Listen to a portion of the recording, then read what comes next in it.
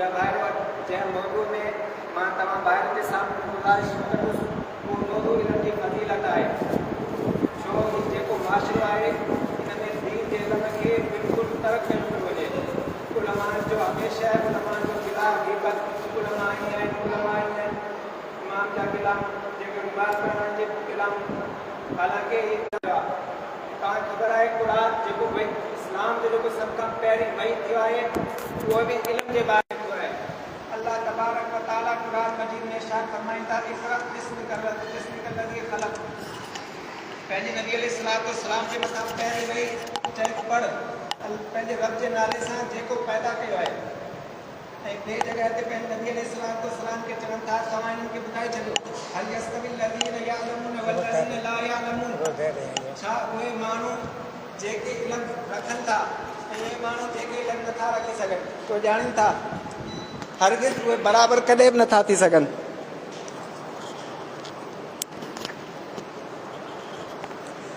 उहे बराबरि नथा थी सघनि। दीन जो आलिम ऐं जेके आम आदमी आहिनि उन्हनि जो फ़ज़ीलत नबी अलैहिस्सलाम हिकिड़े हदीस में फरमाइनि था फ़ज़लुल आलिमी अलल आबिदी का फ़ज़ली अला अदनाकुम।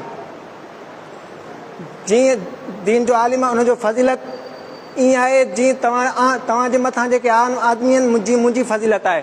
नबी अलैहिस्सलाम जी वॾी अहमियत वॾी फ़ज़ीलत आहे त दीन जे आलिम खे बि आम माण्हुनि जे मथां ईअं एतिरो वॾो फ़ज़ीलत आहे। ॿिए मक़ाम ते उलमा किराम खे अंबिया किराम अलैहिस्सलाम जो वारिस करार ॾिनो वियो। फरमाइनि था अल उलमा वरसतुल अंबिया व इन्नल अंबिया लम युवर्रिस दीनारन वला दिरहमन।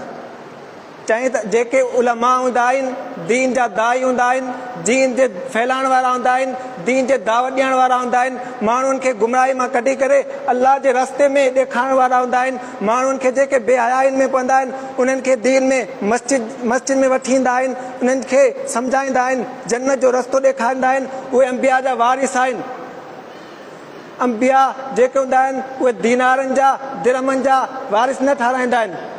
वरितुल इल्म उहे जेके आहिनि ही इल्म आहे क़ुरान और हदीस जो, उहो इल्म वॾो उनजे अॻियां नबी सम फरमाए थो फमन अख़दहु, जंहिं हिन खे वठी छॾियो, जंहिं हिन खे सम्झी छॾियो ऐं जंहिं हिन खे सम्झियो उहो अख़द बिहदिन वाफ़िरिन, उन हिकु बहितरीनु हिसो वरितो दीन जे इल्म।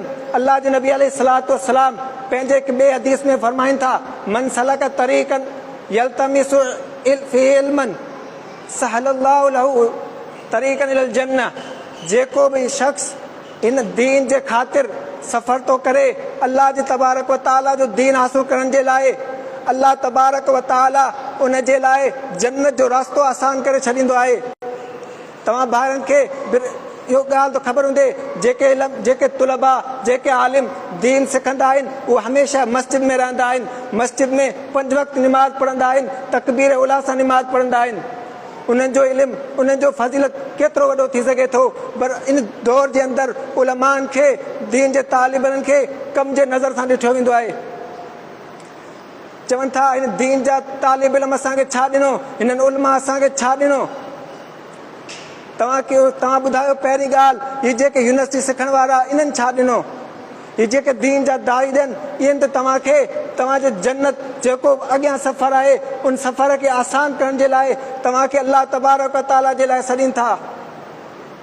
ॿिए जॻह ते अल्लाह जे नबी अलैहिस्सलाम फरमाए थो जेको बि शख़्स दीन जो इल्म सिखण जे लाइ रस्ते मां निकिरे थो अल्लाह जा फ़रिश्ता उन जे लाइ पंहिंजा पर विछाए छॾींदा आहिनि। केॾो वॾो फ़ज़ीलत आहे, अल्लाह जा फ़रिश्ता उन जे लाइ पर विछाईंदा आहिनि। चवंदा आहिनि ॿियो जेके अंदरि ज़मीन जे अंदरि ये चूंटी ये जेके आहिनि मकोड़ा उहे बि उन दीन जे इल्म जे दीन जे जेको दाई आहे दीन जे सिखण वारा आहिनि उन्हनि जे लाइ बि दुआ कंदा आहिनि। हता के मच्छी जेके आहिनि समुंद्र जे अंदरि उहे बि दीन जे तालिब इल्म खे दुआ कंदा आहिनि। ऐं इहो दीन जो तालिब इल्म क़ुरान जो हाफ़िज़ हूंदो आहे त क़यामत जे ॾींहुं हुनजी वॾी फ़ज़ीलत हूंदी। अल्लाह तबारक व तआला हुनखे चवंदो पंहिंजो क़ुरान पढ़ंदो वञ, जेसि ताईं तुंहिंजे क़ुरान जो आख़िरी आयत हूंदो उहो तुंहिंजो दर्जो आहे। एॾी वॾी दीन जी फ़ज़ीलत आहे। असां उन खां बावजूद भी दीन जे तालिब इल्म खे उलमान खे घटि वधि ॻाल्हाईंदा आहियूं। इहो असांखे हिकु गौर फ़िक्र करणु खपे ऐं असांखे खपे असां पंहिंजे औलादनि खे पंहिंजे ॿारनि खे सभिनी खां पहिरीं दीन जो इल्मु सेखारियूं। दीन जे इल्म में क़ुरान मजीद क़ुरान जा हदीस जेके ही तालिबा सारा सॼो ॾींहुं काल अल्लाह व काल रसूल पढ़ण वारा हूंदा आहिनि। अल्लाह तबारक व ताला ॿिए जॻह में क़ुरान मजीद में इरशाद फरमाए थो यरफ़अल्लाहु लज़ीना आमनू वल्लज़ीना ऊतुल इल्म दरजात। अल्लाह तबारक व ताला उन्हनि माण्हुनि जो जेके जिन्हनि ईमान आंदो ऐं जंहिंखे इल्मु ॾिनो हुयो उन्हनि जो दर्जा बुलंद कंदो आहे।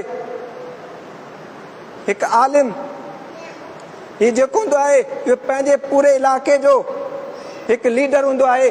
हमेशह पंहिंजे ॻोठ वारनि खे ख़ैर खवाई कंदो आहे। हर हफ़्ते अची त तव्हांखे दर्स ॾींदो आहे। उनखे छा मक़सदु आहे? उनजो मक़सदु इहो ई आहे मुंहिंजा पाड़ा वारा मुंहिंजे ॻोठ वारा सभु दीन जे अमल में अची वञनि, उन्हनि जो आख़िरत ठहियो वञे। इहो ई उहो तव्हांखे निमाज़ जो दावत ॾींदा आहिनि त माण्हू आख़िर छा चवनि मौलवी साहिबु असांखे निमाज़ जो दावत ॾींदा आहिनि। मौलवी साहिबु पाणी आहिनि, उहे बि इंसान आहिनि, उन्हनि खां बि ग़लती थी सघे थो। उहे बि तव्हां जहिड़ा इंसान आहिनि। उन खां बावजूद असां इंसान आहियूं, केतिरो ग़लती थी सघे थो। यूनिवर्सिटी वारा तालिब इल्म दीन जेके स्कूल पढ़ण वारा तालिब आहिनि उन्हनि खां ग़लती नथो थी सघे। ये दुनिया जा जेके उन्हनि खां ग़लती उन सभिनी इंसाननि खां ग़लती थी सघे थो। अल्लाह जो नबी अलैहिस्सलातु वस्सलाम जो फरमान आहे बनी आदम सभ खां सभु ख़ताकार आहे, लेकिन बहितरीन ख़ताकार उहो ई आहे जेको तौबा करे। इहो ई दीन जो तालिब इल्मु हूंदो आहे। उनखे इल्मु हूंदो आहे हीउ मूं गुनाह कयो आहे, उनजो तौबा अल्लाह तबारक व ताला खां माफ़ी घुरंदो आहे। 5 वक़्त निमाज़ पढ़ी करे अल्लाह खां माफ़ियूं घुरंदो आहे। अल्लाह जो नबी अलैहिस्सलातु वस्सलाम जो इहो बि हदीस मौजूदु आहे चयाईं हिकु निमाज़ ॿिए निमाज़ ताईं कफ़ारो आहे, हिकु जुमो ॿिए जुमे ताईं कफ़ारो आहे। ऐं फरमायईं जेको माण्हू क़ुरान पढ़े थो उनखे हिकु हर्फ़ जे बदिले 3 नेकियूं मिलंदा आहिनि। त दीन जो तालिब इल्मु सॼो ॾींहुं अल्लाह तबारक व ताला जो हीउ क़ुरान पढ़ंदो आहे, अल्लाह जे नबी अलैहिस्सलातु वस्सलाम जो हदीसूं पढ़ंदा आहिनि। त असांखे खपे हीउ दीन जे अंदरि पंहिंजे औलादनि खे मोकिलियूं। कम अज़ कम असांजा औलाद हीउ दीन जो इल्मु सिखी करे असांजा जनाज़ा पढ़ाए सघनि, असांजो रहनुमाई करे सघनि, असांखे सम्झाए सघनि। असांखे जेके असांजा ग़लती आहिनि, असां बिदत जा कमु कंदा आहियूं, जेके असांखे ख़बर कोन्हे जंहिंजे अंदरि असांखे गुनाह मिलंदा आहिनि, उहे अची उतां पढ़ी करे सम्झी करे असांखे ॿुधाइनि हीउ कमु अल्लाह जे नबी अलैहिस्सलातु वस्सलाम खां साबित आहे, हीउ कमु अल्लाह जे नबी अलैहिस्सलातु वस्सलाम खां साबित कोन्हे, ताकी असां दीन ते मुकमल तौर अमल करे सघूं। दीन खे मुकमल तौर खे सम्झी करे असां हिनखे पंहिंजो ज़िंदगी बहितरीन करे उहो जेको आख़िरत जो ज़िंदगी आहे उनखे सिखी सघूं। असांखे खपे दुनिया जो इल्मु बि हुजे, लेकिन एतिरे क़दुरु न त दीन जे इल्मु खे उनखे तरजीह ॾिनो वञे। दीन जो इल्मु पहिरीं आहे, सभ खां पहिरीं दीन जो इल्मु आहे। उन खां पोइ तव्हां उनखे सिखी करे पंहिंजे ज़रूरत जे मुताबिक़, लेकिन दीन जो इल्मु मुकमल तौर सिखणो खपे। असांखे असांजो केतिरो वॾो ॻोठु आहे, अॼु असांजे ॻोठ में घणा हाफ़िज़ आहिनि तव्हांजे साम्हूं आहे। असांजे ॻोठ में केतिरा आलिम आहिनि उहो बि तव्हां सभु भाइरनि खे मालूम आहे। त असां सभिनीनि खे खपे पंहिंजे औलाद सभिनीनि खे दीन सेखारियूं। सभु न कम अज़ कम पंहिंजे घर मां पंहिंजे औलादनि मां हिकु औलाद अल्लाह जे रस्ते में क़ुर्बान कयूं दीन जे लाइ। छो जो दीन ही वालिदैन जे लाइ सभिनी जे लाइ हिकु वॾी फज़ीलत हूंदी। क़यामत जे ॾींहुं उन्हनि खे वॾो मक़ाम मिलंदो। हीउ दीन जा तालिब इल्मु हूंदा आहिनि, सॼो ॾींहुं हुते इबादत कंदा आहिनि, उन्हनि खे वालिदैन खे बि इहो सवाबु मिलंदो। जेके उन्हनि जे मथां उहे रहनुमाई कंदा आहिनि उन्हनि खे बि सवाबु मिलंदो। अल्लाह जे नबी अलैहिस्सलातु वस्सलाम जो हदीस आहे जेको शख़्स बि नेकी में कंहिं शख़्स खे बि हुकुम ॾिए थो उहो उन में अमल थो करे, करण वारे खे बि ओतिरो सवाबु, जेको ॿुधायो उनखे बि एतिरो सवाबु। हीउ दीन जा तालिब इल्मु उलमा इहे अची करे पंहिंजे ॻोठनि में रहनुमाई कंदा आहिनि, उहे अमल कंदा आहिनि। उन में त उन जेके दीन जे तालिब दीन जा मदरसा खोलंदा आहिनि उन्हनि में उहे ख़र्च करण वारा उन्हनि खे बि ओतिरो सवाबु आहे। इहे उलमा जेके दीन जा तालिब इल्म तव्हांखे अची ॿुधाईंदा आहिनि उन्हनि खे बि ओतिरो सवाबु, अमल करण वारा बि ओतिरो सवाबु। इन मां अंदाज़ो लॻायो वालिद साहब, मदरसे में उस्ताद, ख़र्च करण वारा, इंतिज़ामिया जेके बि सभु आहिनि सभिनीनि खे हर बराबरि बराबरि सवाबु मिलंदो आहे।